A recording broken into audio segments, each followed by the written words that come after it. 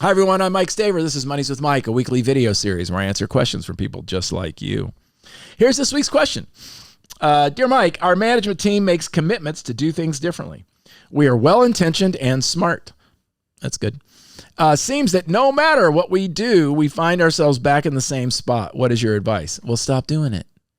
Just kidding. Here's what I suggest. There's a lack of accountability, right? So I'm just telling you, there is something going on your management team that makes that commitment not really a commitment. And so what you're doing, my guess is you're making a commitment that sounds like this. We're committed as long as it's comfortable. We're committed as long as something else doesn't happen. We're committed as long as the circumstances work. And I'm telling you, that's not a commitment. The only way change happens on a management team and a family and a relationship is when the commitment is made and there's execution.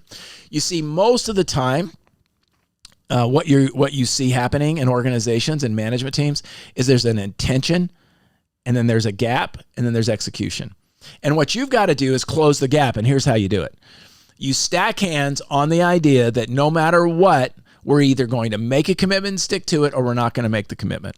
And that's really critical. Make the commitment, stick to it, or not make the commitment at all. And that's what's really important. If not, we've got to figure out how do we go about doing the things necessary to create a space where we actually execute. And usually that means accountability. Usually that means going around the table and saying, are we or are we not committed? And here's the piece. What do we do if we're not? Right? If we are not in alignment with our commitment, what are we going to do? How are we going to get back on track? So there's the commitment. There's looking at each other and saying, are we really committed or not? And then what is going to happen when we fail to meet our commitment? That has to be the final piece, the other parentheses. Because if you don't, then you'll slowly get atrophy and go backwards, and you don't want that. Hope that was helpful.